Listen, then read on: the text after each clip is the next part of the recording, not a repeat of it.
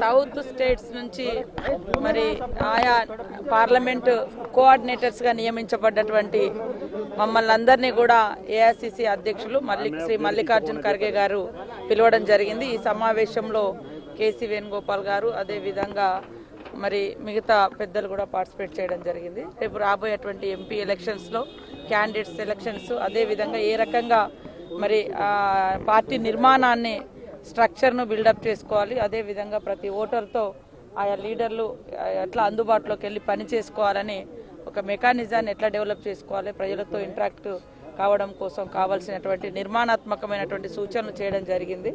ఒక మంచి అంటే మెసేజ్ను కూడా మాకు అందించారు. ఇంకా అంటే ఇన్ని సంవత్సరాల నుంచి ఆయా నాయకులకు అనుభవాలు ఉన్నప్పటికీ మారుతున్నటువంటి ఈ ఎలక్షన్ పోల్ మేనేజ్మెంట్లో మనం కూడా ఈ రకంగా ముందుకెళ్తే బాగుంటుంది అనేటువంటి విషయాలను కూడా చెప్పడం జరిగింది.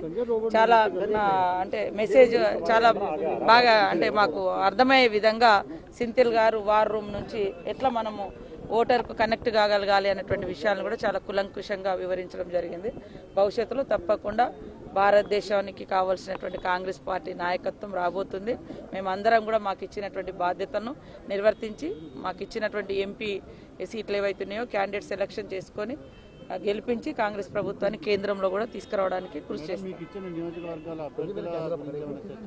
అంటే ఒక్కొక్క స్పెసిఫిక్గా పలానా అభ్యర్థి అనేది రాలేదు, కానీ తొందరలో లిస్ట్ అవుట్ చేసుకోండి అని మాత్రం చెప్పడం జరిగింది. తొందరగా సెలక్షన్ చేసుకొని పేర్లు ఇస్తే ఈ మంత్ ఎండింగ్లో వరకు కానీ నెక్స్ట్ ఫిబ్రవరి లోపు కానీ కంప్లీట్ చేద్దాం అనేటువంటి విషయాన్ని చెప్పడం జరిగింది. అభ్యర్థుల ప్రకటన ఎప్పుడు ఉండే అవకాశం ఉంటుంది? అదే అంటే మేమందరం కూడా మరి గ్రౌండ్ నుంచి అక్కడ ఉన్నటువంటి నాయకత్వము వీకున్న చోట్లలో ఇప్పుడు నాకు ఇచ్చింది ఆదిలాబాదు ఇట్లాంటి కాడ కూడా మేము కొంచెము కొత్త నాయకత్వాన్ని కూడా వెతుక్కోవాల్సిన పరిస్థితి ఉంది. సో అక్కడ లీడర్స్ యొక్క అభిప్రాయాలు ప్రజలలో ఎవరికి పేరు ఉంది, ఎవరైతే విన్ అవుతారో అనేటువంటి వర్క్ కూడా మేము చేసుకొని ఆ పేరు పైకి పంపుతాం. ఆ తర్వాత అధిష్టానం ఎట్లా నిర్ణయిస్తే దానికి కట్టుబడి ప్రకటించబడ్డ అభ్యర్థి గెలుపు కోసం కృషి చేస్తాం.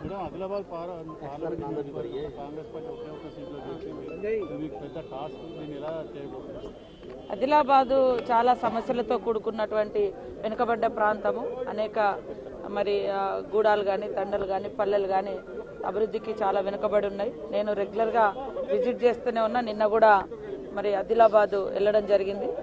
అదేవిధంగా అక్కడ క్యాడర్ బలంగా ఉంది. సరే ఒక ఎమ్మెల్యే గెలిచినా ఇంకా మేము ఆయా నియోజకవర్గాల వారీగా సమీక్ష సమావేశాలు పెట్టుకొని వీకున్న కాడ బలమైన నాయకత్వాన్ని కూడా మేము తీసుకుంటూ మరి ఆయా గ్రామ కమిటీలు, మండల కమిటీలు, నియోజకవర్గ కోఆర్డినేషన్ కమిటీస్ వేసుకొని తప్పకుండా ప్రజల గుండెలలో కాంగ్రెస్ పార్టీ ఉంది.